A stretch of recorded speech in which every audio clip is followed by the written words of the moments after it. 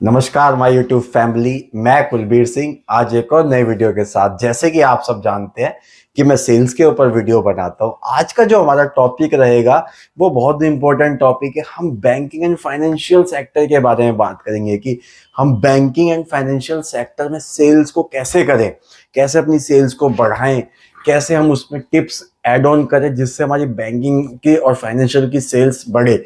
जैसे कि सेल्स में मानना ये है कि बैंकिंग एंड फाइनेंशियल की जो सेल्स होती है वो हार्डकोर सेल्स होती है।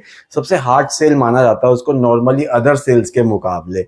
उसमें क्या होता है कि कस्टमर्स की डिमांड, नीड्स, उसके हिसाब से बैंक के क्राइटेरियाज के साथ देखा जाता है कि कैसे वो मैचअप होके फिर उसे हमें सेल किया जाता है।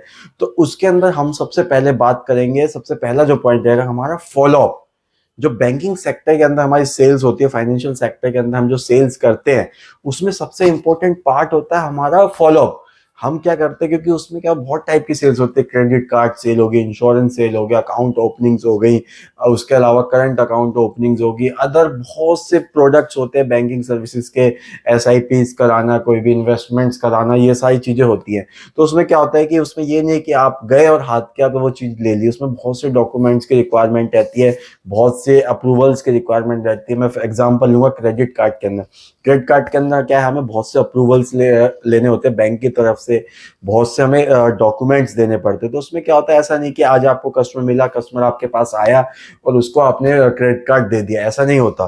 तो उसमें क्या होता है, हमें अपना फॉलोअप बहुत स्ट्रांग रखना पड़ता है। फॉलोअप हमारा जितना स्ट्रांग रहेगा तो उतने ही ज्यादा चांसेस होते हैं कि कस्टमर कन्वर्ट हो सेल्स के अंदर। जैसे कि आपको पता है यहाँ पर क्या एक बेनिफिट और एक लूज पॉइंट रहता है कि यहाँ पे कस्टमर भी एग्री है और सेल्स एग्जीक्यूटिव भी एग्री। कस्टमर भी वो चीज को लेना चाहता है और एग्जीक्यूटिव भी वो चीज को लेना चाहता है। लेकिन उसमें क्या होता है कि बैंक के कुछ नियम और कानून होते हैं जिसके कारण वो क्या होता है कि उसमें कुछ ना कुछ चीजें हमें देखनी पड़ती है, जिस वजह से हमें उसे रेगुलर बेस पे फॉलोअप लेना पड़ता है। जो चीज एक दिन में नहीं हो पाती, कभी 2 दिन भी लगते हैं, कभी 4 दिन भी लगते हैं, वीक भी लग जाता है, 15-15 दिन भी बीत जाते हैं क्रेडिट कार्ड आने में।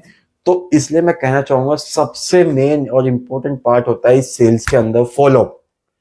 आपका जो फॉलोअप है वो अगर स्ट्रांग रहेगा तो कहीं ना कहीं आप बहुत अच्छे से ग्रो कर पाएंगे। उस सेल्स के अंदर बहुत ही ज्यादा अच्छे से ग्रो करेंगे, बहुत अच्छे ज्यादा से आप उस चीज को टैकल कर पाएंगे, अपने कस्टमर्स को बहुत अच्छे से एंटरटेन कर पाएंगे।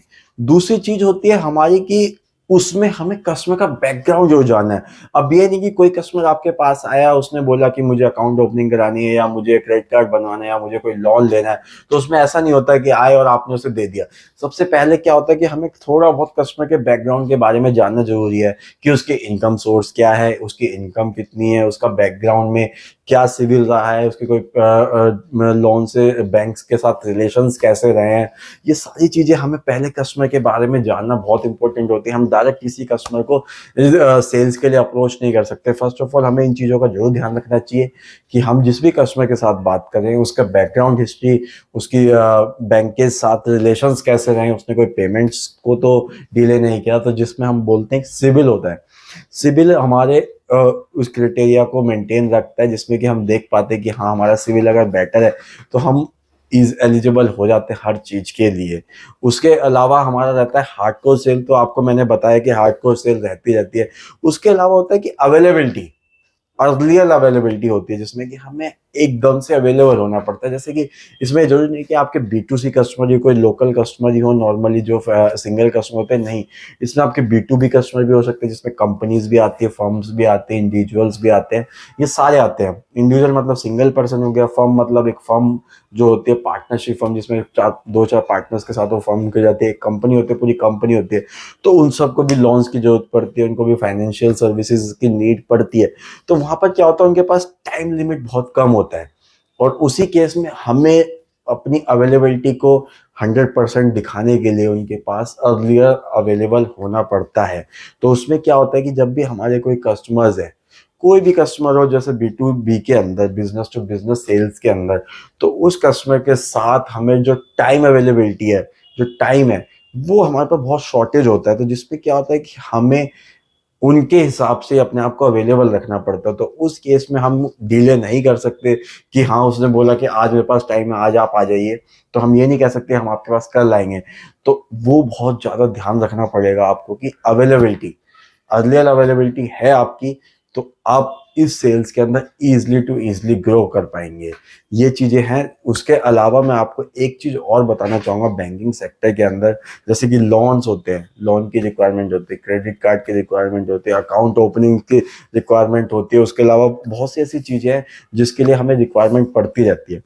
तो उस सेल्स में यही हमें ध्यान रखना है कि जो भी हमारे कस्टमर्स हैं उनका बैकग्राउंड पहली चीज़, दूसरी चीज़ अर्लियर अवेलेबिलिटी, B2B कस्टमर के साथ हमारे रिलेशंस कैसे हैं, कस्टमर का बैकग्राउंड हमें देखना है, प्लस टू प्लस हमें किसी भी टाइम अपने ऑफिशियल टाइम में हमें अगर अपनी प्लेस से छोड़ के उनकी प्लेस पे भी जाना पड़ रहा है सर्विस देने के लिए तो हमें जाना चाहिए, क्योंकि उसी वे में हम अपनी सेल्स को बढ़ा पाएंगे, जिससे उसे और उसका बेनिफिट क्या होता है कि आप उस कस्टमर का बैकग्राउंड भी और अच्छे जान पाएंगे, जिससे आपको उनका केस को हैंडल करने में बहुत ईजी होगा।